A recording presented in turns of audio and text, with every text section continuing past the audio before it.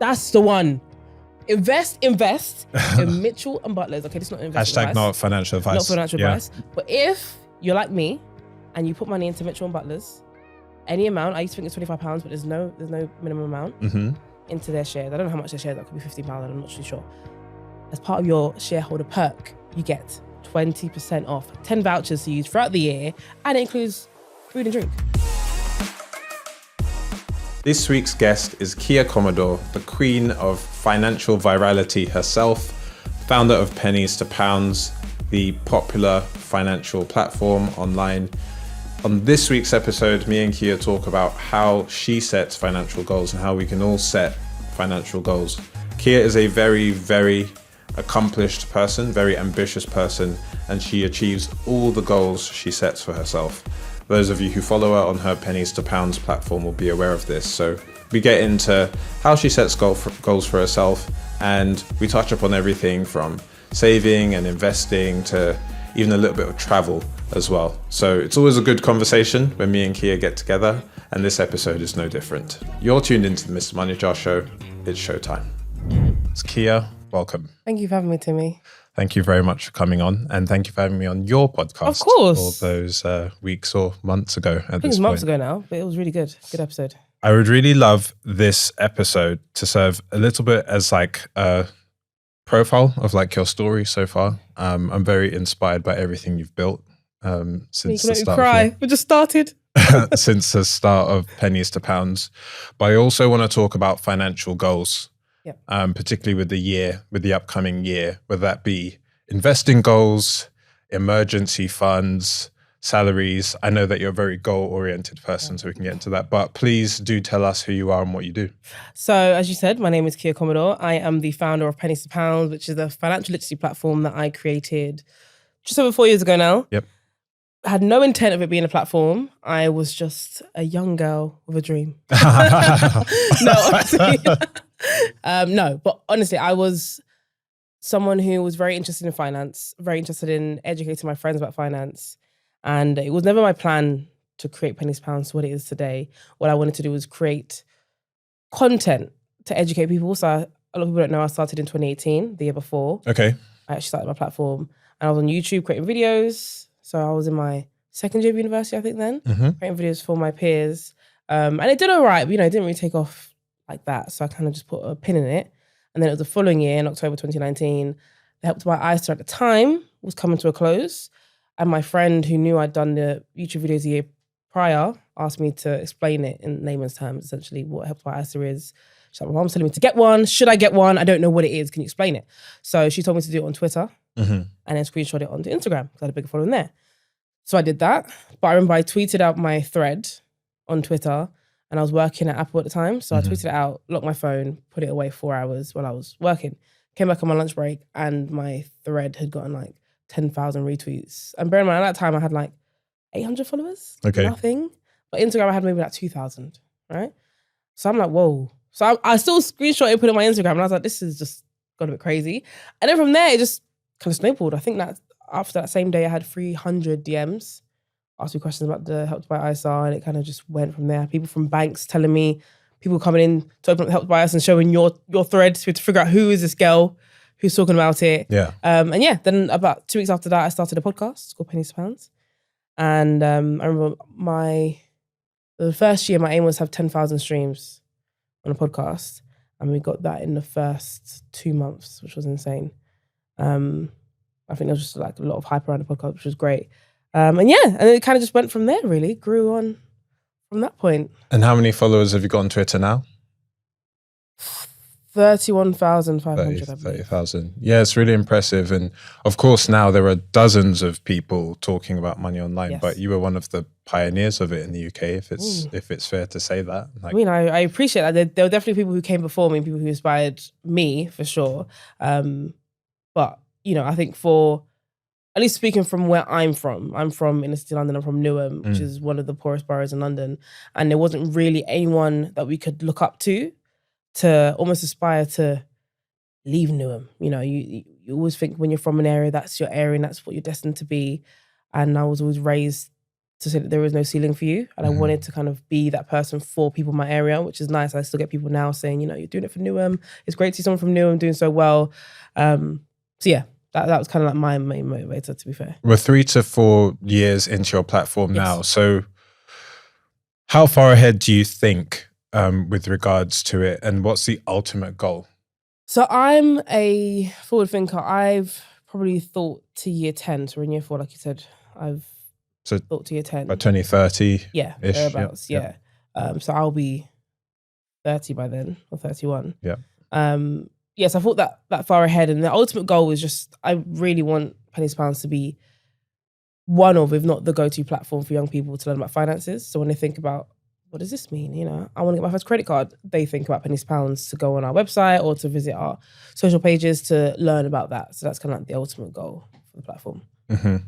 And do you have a take on where you think the creator space is going to go? Because something that we're starting to see already, and this has happened with you, is like people being hired to host podcasts on behalf of other brands, people appearing on TV, people doing news and stuff. Do you have a sense of like what's going to happen by 2030? Because what's exciting about this space is it is still very new and it's very emergent, and it could go in any direction, really, couldn't it? Yeah, absolutely. I mean, I would say, I think it's, like I said, we're just at its infancy. I think it's going to grow tremendously if you're a creator or looking to become a creator. I know that when I started 4 years ago, a content creator wasn't a career. It wasn't something that you'd viably do. So when I told my dad I was going to leave my job and do that thing, he thought I was crazy. Yeah. But obviously now, 4 years on, he can see that it's a viable career. You can build an actual living off it. And I think anyone who's looking to get into it or anyone who's in it now, I think it's just the sky's the limit. Like you said, people going on TV, people hosting podcasts for brands. I just think all things that I didn't think were possible 4 years ago are now normal. And there's probably even more that we haven't thought of that's going to be normal in 5 years' time. So yeah, it's a really exciting space to be in, I think. Yeah. And yeah, real privilege to be journeying on it with you and take to stages with you and do content with you. So yeah, you've already thought up to 2030. Yes. Which doesn't surprise me at all. I wouldn't expect anything less of you. Do you have any specific financial goals? Because that's kind of what I want to talk to you about today. Whether you have any, how you build towards them, and how our listeners might be able to build towards theirs too. Because I do agree with you with the sense that if you actually start with the end in mind, you're way more likely to achieve what you set out to do. A lot of things don't just randomly happen. Absolutely. So do you have any financial goals? Yes, I do. I think it wouldn't be like me if I didn't, to be fair. I think my main one that I'm kind of focusing on right now is to get on a property ladder. Now, I feel like, I don't know about you, but the conversation I have with people is half, I want to get a property ladder, and half doesn't interest me. And I think property is a very big decision and everyone shouldn't take it lightly. Don't just do it because everyone's doing it. It should fit into your goals. But I think it's one of my goals just because, I'd love to have my own property, number one. And number two, I grew up seeing my dad get property and he's always inspired me doing that. So that's probably my main financial goal. But alongside that is make sure I'm contributing to my pension. Obviously, I'm only 25 now. But I know that when I don't want to be working until I'm 65, 70, I really don't. So I make sure that I'm putting in the most that I can right now. And just growing my investment portfolio, to be fair. That's probably my main financial goals. But like I said, property is the biggest one. I think you asked me how am I working towards it. That's really yeah. So, okay, cool. So 3 goals, like the rule of 3. Yes. How are you working towards your property goal? So I, like most first-time buyers, have a lifetime ISA, which I contribute to. Yep. I also have separate savings accounts because obviously lifetime ISA, for anyone who doesn't know, is the maximum that you can put in per tax year is £4,000. So if I want to save more than that, I have to save elsewhere. So that's also what I do. And there's always so many different schemes, and I think you and I are the same in that we share what comes out, but it's interesting to me because I'm also taking it in like, I wonder if that could work for me, or maybe I'll consider that scheme because I'm also going to be a first-time buyer. But yeah, I think that's probably how I predominantly do. I'm really heavy on trying to put away as much as I can, but someone who is essentially, I guess, freelance, our income fluctuates, you and I. There's some months where I can put in more, other months where I might have to cut back. So I always try and whenever I can put in bigger amounts into my savings. Lifetime ISA is one. Are you doing anything to almost prepare your credit history, your credit? Oh, absolutely, yeah. So I'm very big on credit. I'm very big on checking your credit score. I check mine every single month. Do you use all three of the apps? All three of the credit checking apps? So as you know, one number's here and it's there and they all vary, but I'm on all of them. And I've made a point to myself that I don't want to take out any excessive credit because I want to make sure that my credit's in a good position when I do come to take out a mortgage, because it's a massive, lending that you're going into. So I bought a new car last year, but I bought it outright. So I have a lot of friends, a lot of people around me who get their cars on finance, and perhaps their cars are a lot newer than mine. They can get, brand new plate 2023 plate cars, and it looks lovely, but now it's on finance. And I knew I didn't want to have that hanging over my head because I don't know. I might be ready to get property next year. It might be in 3 years' time. But whenever that comes, I want to make sure that my credit's in a good place and I'm not having to still be in a car finance for 4 years, and that works against me when I actually come to my affordability check to get a mortgage. So that's something that I've kind of steered away from. Nice play on words. Oh yeah, I didn't realize that. I just do it subconsciously. Yeah. But it is something I've steered away from. Yeah. So yeah, I opt to try and buy things, large items. I'd rather just save up and buy outright. So that's what I did with my car. And I'm happy with it. It's worked out in my favor. Okay, cool. So what did we say there? So not taking out any excessive large amounts of credit, lifetime ISR, boosting the savings. Do you know where in the UK you'd want to buy, and if you want to buy solo or with someone? Because those are both considerations for people as well, right? Yeah. So I'm probably going to be a solo buyer realistically. Yep. And I haven't decided exactly where. So right now I live in Suffolk. Yep. Suffolk's a bit too far. Yep. But I think somewhere closer, maybe in the Essex region. I know a lot of people look at that area. So not as far as Suffolk, but not as close as something like, I don't know, Thurrock. That's a bit too close. So somewhere in the middle, in that kind of like perimeter, that periphery there is where I'm looking to buy, I think. Because I don't want to be too far from family, but equally I drive. And they drive. So we can see each other. Yeah. Yeah, and it's cheaper that way. So that's what I'm thinking. Cool. Financial goal number one. And then your second one was to... boost my pension. Boost your pension. Nice. What are you doing to boost your pension? So I have a SIP. You know what a SIP is? It's a self-invested personal pension. I know you knew what a SIP was. Thank you, Timmy. Yeah. Yes, I have a SIP. So I make sure that I make my contribution. Like I said, my income fluctuates, but wherever I can, I make different contributions. So sometimes I try to do monthly. So that is my consistency. I think when it comes to financial goals and working towards anything, you need to have a regular consistency. Some people it's an annual lump sum. Some people it's monthly. Some people it's weekly. Mine is monthly. So I always make those monthly contributions. So I invest in my SIP. I also have a pension. Quick question on the monthly contributions. And actually, first question is, you have a SIP because you are making contributions from your business account, right? Yeah. So a lot of business owners still don't know that if you contribute to a SIP from your business account, you can offset that against your corporation tax up to the value of £60,000. So it's like hugely tax efficient because it's classed as a business expense. But yeah, when you have variable income, it's not like when you're in a job and automatically 5% of your gross is going in and then your company's paying 3%. So how do you calculate the percentage that you'd like to go in? Is it a fixed percentage? Does it change month to month? How do you work that out? So my ideal is 5%, but it does change month to month. So I'd say my income each year of my business has probably got more stable. So it's a bit more stable now. But again, sometimes when you're relying on invoices, things can happen. You never know if things can get paid, right? So there may be some months where I have to contribute less, but then I'll tend to top it up. You know when people take out savings and they say, I'm going to put it back, and they don't? Yep. I'm the person who'll put it back. All right. I'm the one who knows how much I've taken out, or if I put in less, the following month when there's more money, I'm going to, cover that gap and still match what I wanted to do every month. So that's what I make sure that I do there. With my pension, that. I also have, I think I contributed to 2 pensions before I started my own business. So I have a pension aggregator, which brings it all in one place. So I've got those pensions there. And yeah, just generally, I'm someone, I want to make sure that I also have other assets that I can draw down on when I get to pension age. So I'm working to kind of build up those assets. Property is one of them. Yep. Investments are another. Yep. So I'm always just trying to figure out ways to get there. Because my dad's not too far off pension age. Well, I mean, not the state pension age, but where he can, draw down early retirement. And seeing him look at his finances, he's in a really good position. But I'm like, okay, cool. I'm half his age, so I can make sure that I'm doing that from now. And make sure that I've got big pot of cash that I don't have to rely on like my kids or try and work longer than I want to or anything like that. Or the state, right? Exactly, or the state. That's next to nothing really. Yeah, because the state pension, it kicks in at the moment is 66, but for us, it's probably going to be later because that age goes up all the time. Yeah. And it's not that much money. It's not. It's just under £10,000 per year. Yeah, 10,600, I think. And you don't want to put yourself in a position where you're having to wait a really long time for what is relatively quite a small sum of money. So it's really sensible that you're looking at that.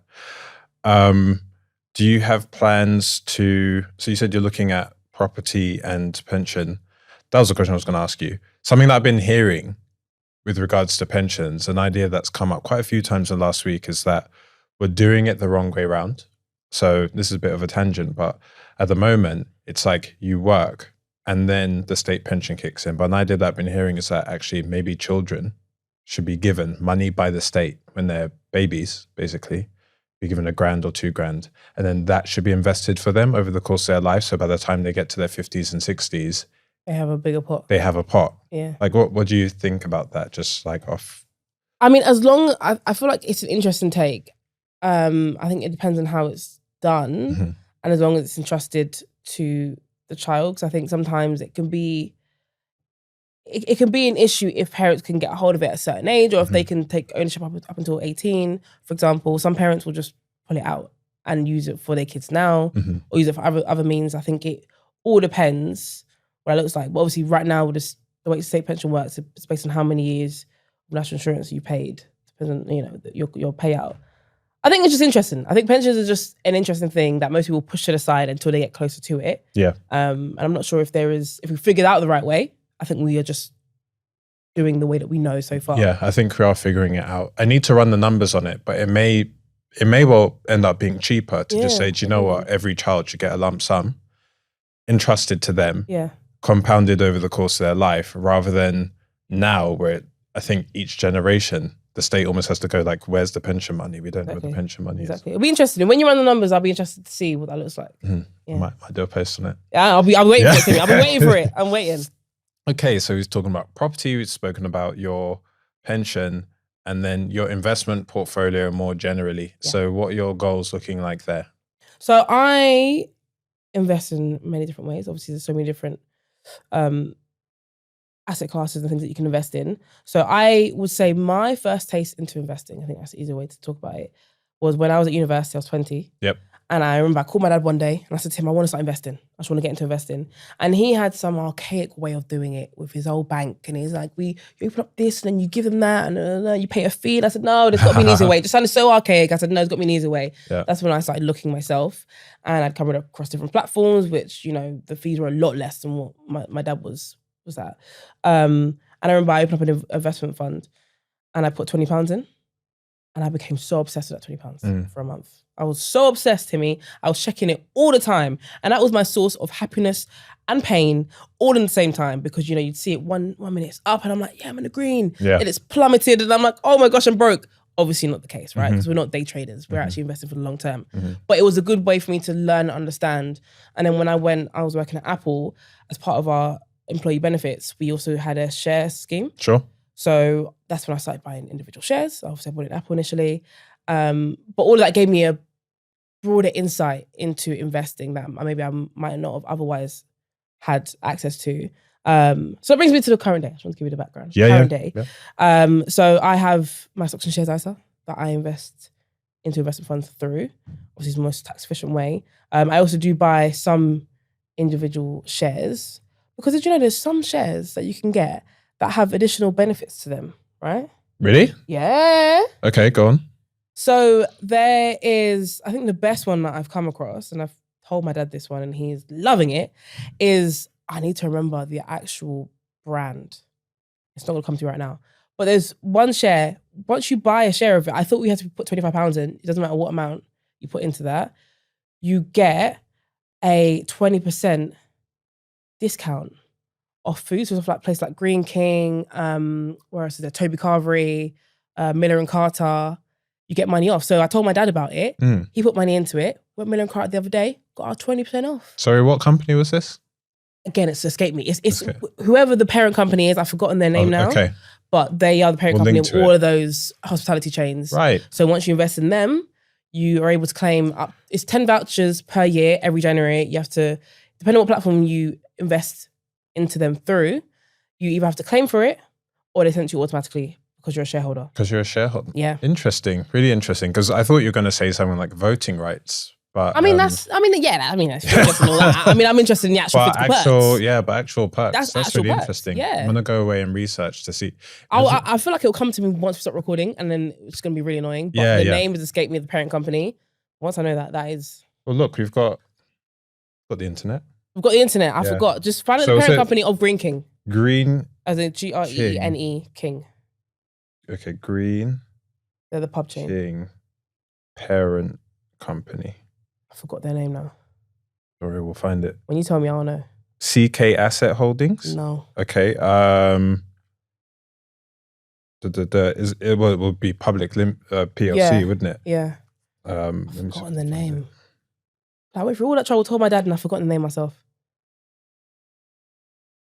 It's whoever owns the Green King, Winner and Carter, Toby Carvery. I forgot their name. Let me put in Toby Carvery parent company. Yeah. Toby Carvery. I'm just getting limited companies. No. I need to go and find them. I forgot what they're called. I have them. Mitchells and Butlers PLC. That's the one. Invest in Mitchell and Butlers. Okay, this is not investment advice. Not financial advice. Not financial advice. But if you're like me and you put money into Mitchell and Butlers, any amount, I used to think it's £25, but there's no minimum amount into their shares. I don't know how much their shares are. That could be £15. I'm not too sure. As part of your shareholder perk, you get 20% off, 10 vouchers to use throughout the year, and it includes food and drink. Nice. Including alcohol. A lot of vouchers don't include alcohol. Yeah. Nice. It's very rare I hear stuff for the first time. I've never heard of that before. Well, I'm glad I can bring this to your podcast. That's wicked. Yeah, it's a really good one. Nice. Yeah. So yeah, you're doing a mixture of funds and individual stocks. What's your opinion on bonds? I find that they don't get much airtime. They don't get much love, do they? Investing conversation. They don't get much love. I think they're interesting. I have invested in bonds. It's not part of my strategy at the moment, but I have invested in bonds. And I think it's just that word that people find scary. Whenever we talk about investing, it's always the fun stuff. It's the more exciting stuff. Put your stuff into a fund, invest in this share, invest in cryptocurrency. You tell someone about bonds, they're like, oh, that doesn't sound interesting. But I think it's definitely something to look into. It's deemed, obviously, investing is always capital at risk, but it seems to be slightly safer than the other investment assets you can invest your money into. But I think all of them should get love too. I feel like everyone should research each part of investing and figure out what's going to fit their strategy. Because some people, it might be putting more money into bonds is better for them because they might be saving towards something like a house where they don't want to put their money at risk as much. Yeah. You know what I mean? It all depends on what your goal is. So I've seen two use cases for bonds. Bonds, by the way, for anyone who doesn't know what they are, being, so when you invest in shares, you're investing into a company, and you're giving them money that they don't have to give back to you in exchange for a proportional share in that company. Whereas when you invest into a bond, you're essentially loaning money to that company, and then they have to give it back to you by what's called the maturity date. And then you get something similar to an interest payment, which is called a coupon. So because the money is debt rather than like investment money, it tends to be more stable. So I've seen two use cases for bonds. One is for people who are reaching retirement age and want to keep their retirement portfolio a bit more stable so that when they come to draw down on the money's not doing that. Not as volatile, Not as volatile.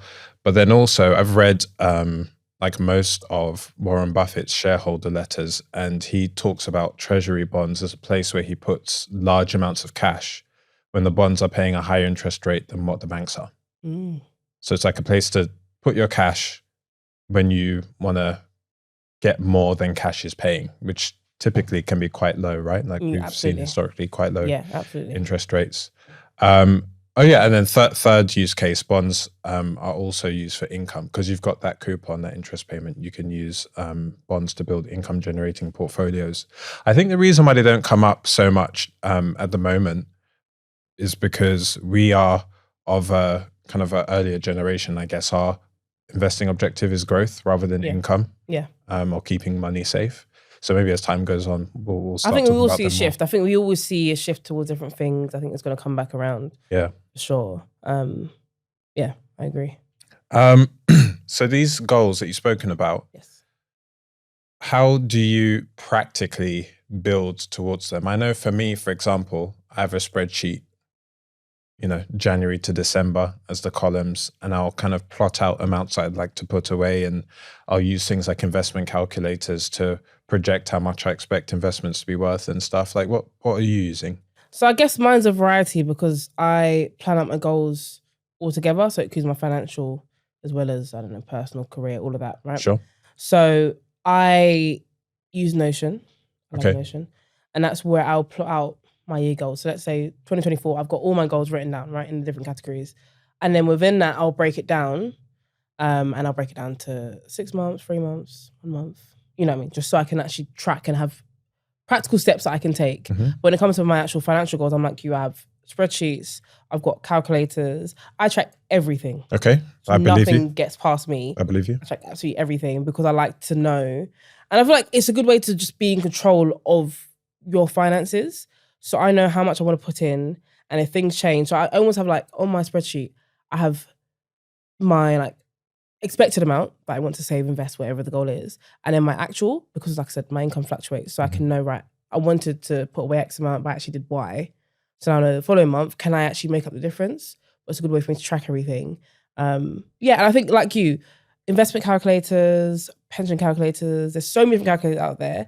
It's a good way to project where you want to be. And I think sometimes it gives you excitement. You know, you're like, okay, maybe if I upped it by like an extra £100, how much would I get there? Or I put an extra 200. You know what I mean? It gets you thinking about your finances. And I find a lot of people who use calculators now say, right, this money that I would have spent going out, I don't need to go out this month. I'm going to put that money into investments because I want it to grow. I'm going to put my money into savings and do this with it instead. And I think it makes it really exciting. So I'm like you, spreadsheets, calculators, and just having everything mapped out so I have practical steps is my go-to. What I find is really useful when it comes to goals as well, particularly financial ones, is to actually start with the end in mind. Have like your end pot amount. Yeah. You got to start with the end in mind. If you want to be a millionaire by a certain date, for example, I think like have that number. It's not a crazy number. There are like 4,000 ISA millionaires in the UK. So there's like quite a few of them. Have that number. Put that number, if we're doing my investment, for example, put the million into the investment calculator, and then depending on how many years it is in the future, and generally I'll go for like a 7% average annual return, just as the average. Depending on how many years it is in the future, see what that looks like in terms of monthly amounts that you need to put away or annual amounts that you need to put away. I think the last time I did it, it looked like something like I'd need to invest $4,000 a month or something, which I don't have disposable at the moment to get to $1 million. So that, I think, just raises the bar of what you expect for yourself and what you're doing. And then it kind of gives you something to work towards. Whereas I think if you try and start with like today and then work towards a goal, you don't really know what you're working towards. I find it useful to start with the end in mind. I agree. I think, like I said, it helps you to map out that stepping stone. Because I've also spoken to people who, you know, for example, want to get a property ladder. And I'm like, brilliant, great, I love this for you. How much are you going to save? Oh, I don't know, I'll put away £200 a month. Okay, so how much is the property you want to buy? Oh, I'm not sure, probably maybe like 80k. I'm like, where? And you telling me something, I'm like, have you even looked how much it's going to be? So then work backwards. So I'm with you. Once you work backwards, then you can actually say, let me reassess. Yeah, I want to buy a house that's worth about this much in this part of the country. Exactly. And then you can look at your lifetime ISA savings and be like, okay, if I max it out 4K a year and I get the £1,000 bonus, then how many years of saving does that look like? If I do that with a partner, then how long does that look like? Exactly. And I really do think that you can achieve anything, like if you want it enough and if you put your mind to it. You just have to know. I think part of the battle is actually just knowing what you want. Yeah, I'm with you. I think growing up, I was very fortunate that I had parents who really did push me, and they didn't push me in any direction. They just pushed me to be the best version of myself, and to just give everything that I apply myself to, my all. So that's why even when sometimes I tell my friends, like, okay, my goal is to make X, for example. And they're like, whoa, how are you going to get there? And I'm like, once I've said it, all I need to do is work backwards. But I can get it. And it might not be this year, it might be my goal for this year and I didn't make it, but I'll hit it next year. If it's not next year, I'll roll it over to the following year. But I know at some point I'll get it. Yeah. So I think it is just adjusting your mindset to, you know, like we always say, it's not scarcity mindset, it's abundance. You know, you're trying to say, I can make this happen. There's money out there. Absolutely. I have to shout out Ali Abdaal. He did a really, really brilliant podcast episode with Daniel Priestley, which I have sent to absolutely everyone that I think will care about making money. Have you seen it? No, I haven't seen it. Okay, I'm going to send it to you. It's so good. They talk about how to make, I think they start from £10,000 a month to how to make £100,000 a month to how to make £1 million a month. And it's this really simple step-by-step breakdown of how to make money in the modern day, like in 2023. And the breakdown was so good that it actually made me want to just go home and just rip up all my Mr MoneyJar stuff and start again. Really? Just kind of just go down a different path? Because the way that you make big amounts of money in the world today is by selling high ticket items and then systemizing the sales of those items. And Daniel Priestley advises selling intangible items, so services rather than products. Because if you want to double the sales of a physical product, you need twice as many materials, right? But if you're doing a service or like software or something, it's not that. There's money out there. There is so much money. Money is exchanging hands all the time. The key is just to sell to people that have money. And in our economy, that is business entities, high income earners, and high net worth individuals. Absolutely, I agree. So whatever amount of money you want to make, like I'm sure you will make it because the money is out there. The money is definitely out there. And I think as I move and I meet different people and you move in different circles, you realize it's all out there. Yeah. And I've met people who are younger than me, make so much money and just all kinds of people who would just say, yeah, I just applied myself and I just decided I'm going to do this and they made the money. And I think up until probably this year, I definitely was a lot more small-minded, I would say, with my finances and how much I thought I could make. And then I just met different people and I said, actually, I'm thinking too small. I'm thinking way too small. Got to think big. You've got to think big, absolutely. Particularly as a Black community, we've got to think big. I watched that podcast episode and I realized that a £100,000 a month company is actually just selling 2K, 3K, like 5K items, but it's just doing it systematically. And it's probably doing it in either multiple locations or in a couple of markets or across a couple types of products. It's just scale. Yeah, that's what it is. It's just scale. You got me. I'm going to watch this afterwards. Yeah, it's 2.5 hours, but the way I position it is go, instead of watching a film, I'm going to watch this podcast episode. It is so good. I'm going to watch it. Something I'm surprised that you didn't say was on your goals list was travel. I know that you like to travel a lot. And I know it kind of straddles finances and stuff, but you do talk about it. Do you have any travel goals? Do you know what? That's an interesting one. That's probably why I didn't bring it up. So this year, as in 2023, I went on 9 holidays. Okay. I'm going to try and end it on 10. I feel like around numbers, and even numbers nice. Yeah. And that was because my goal this year was to see the world. My goal this year was I want to travel. I'm 25. You know, I'm never going to be as young as this ever again. So I want to see the world. Next year, I feel like I want to kind of apply myself a bit more. And just I feel like it was hard traveling and working because I didn't really take breaks. If I was away, it might seem like I was having fun, and I was having fun to an extent, but I always had my laptop with me. I was always doing work. I was never really off the clock, put it that way. When you run your own business, I feel like it's hard to be off the clock, and I wasn't. But next year, I feel like it's a lot easier when you're in the same time zone as the people you're working with. There's a point where I was in New York in August, and I think I was having a meeting at like 5 p.m. and everyone's nice, and I'm like rubbing my eyes because it's 8 in the morning, 9 in the morning. And I'm just trying to be like, hi guys, my voice, I'm trying to get it warmed up so we can talk because we're just such different time zones. I'm not even fully awake. So even though it's fun traveling, it just needs to be smarter. So I do want to go on more holidays, but I think there needs to be more strategic holidays. Any top travel tips? Top travel tips? It would be to book out of season, number one. So don't book school holidays. People tell me, I want to go here, but it was expensive June, July. It's school holidays. It's going to be expensive, right? Try and book off season. Try and book holidays that leave on like a Wednesday or like just a midweek time. You find that the prices just completely drop. And then also track flights. So I'm a big fan of Google Flights. Any flight I want to take, unless it's like a really, really good price straight away, I'll probably track the flight. and you get regular updates in your emails when the prices have either gone up or gone down. Okay. And you can see historic data as well to see what the prices were like. And there was one flight, I can't remember where I was going, but I tracked it. I think it was when I was going to Thailand. I looked at it and it was cheaper the week before and it got up by like £150. I said, no, I'm going to wait. I said, I'm pushing it, but I'm going to wait. And it dropped down to even cheaper than it was. That's when I booked it. So if you've got the leeway and the time, like providing you're not flying out the next 2 weeks, if you've got the time, you want to fly it in 6 months' time, track the flight and you'll be surprised. You might drop down and you say, right, that's time I'm going to buy it. I like that. When I talk to people about buying items online, I'll normally recommend price comparison services and that sort of thing. But yeah, it makes sense to do that with flights as well. Yeah, it's really useful. Yeah, I always enjoy talking to you, Kia. Like you're very motivating individual for me as we do like similar things and you always push me to do better. So do you, Timmy. Come on, we're going to get emotional. I don't get emotional. So no, Jenny, it's been good to hear like what your goals are and think about what my goals are. And what are your goals? I want to hear quickly. My goals, well, I've got a bunch of books coming out next year. Okay. So I need to, and they're all coming out around Q3 time. So I need to write them all by sort of Q1, Q2 next year. How many are we looking for? Like what 2 books, 3 books? What we thinking? It's one non-fiction book, which may be announced by the time this comes out. And then it's 3 workbooks, financial literacy workbooks for children. Amazing. At school.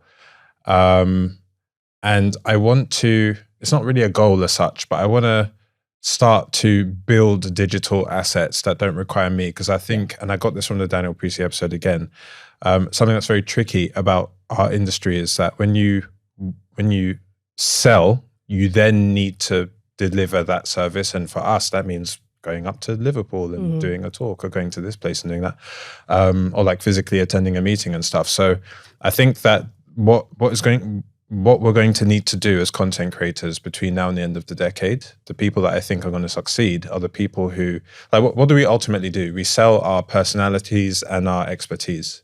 So the people who are able to download all of this and put it either onto a YouTube channel, onto a website where it's like, oh, Kia, how's this thing work? Go to my website. It's on my website. It's there. Those are the people that are going to succeed as we get bigger and bigger, because I'm getting to a point now where I can't do all the work that comes my way because I physically have to do it all. So I don't know if that's a financial goal, but maybe it's like if I choose to go down the website route, have 25% of my income, half my income coming in from the website, and then the other half coming from my physical self. That would be a much more sustainable place to be in business-wise, I think. Amazing! I love this. I'm excited to see what 2024 has in store for you. Yeah. And you too. That will materialize. Yeah. Before we wrap up the conversation, there's a question that we like to ask everyone. And it's, what's the best piece of money advice you've ever received? Who shared it with you and what did you learn? Ooh. Oh my gosh, I wish I knew this before so I could think about it. Yeah, we tend to drop it on people. I know. Let me think. Best piece of money advice probably would be to always have your own income. So that's talking about even in the future, I'm not married yet, but if I get married at any point, to always have your own income. And that came from both my parents. And I just really like that piece of advice because you never know what's going to happen. And obviously, we hope that if you get into a union, it's going to work out, the person's great for you, but in life, you never know. So you want to make sure that you can always fall back on your own money, whether you need to leave, whether you need to handle your own bills, because all of a sudden you split up and now the bills fall on you. Always have your own income. So if you have a joint account, cool, you join your finances, you join your bills, but then you have your own current account and your own money yourself as well. Yeah, I always advocate having, like if you're in a couple, you can have the joint account, but have your pay go into your individual accounts and then you top up the joint account and then the joint expenses can come out of that. I've had a lot of female guests on the show and that piece of advice has come up a lot. So yeah. It's a recurring bit that we hear. It's important. Yeah. All right. Well, for people who want to find you, Kia, where can they find you? Yes. So you can find me, if you want to find me personally, I'm on IKEA on everything. It's IKEYAH. If you want to find the platform, Pennies to Pounds, it's Pennies, IES, £2 on absolutely everything. Cool. Thank you very much for coming on, Kia. Thank you for having me, Timmy. Hello everyone, thank you very much for watching this week's episode of the Mr MoneyJar Show. If you enjoyed it, then please do subscribe as it helps out the show a lot and enables us to continue running. Anyway, we'll be back next week with another special guest. I've been your host, Timmy Merriman Johnson.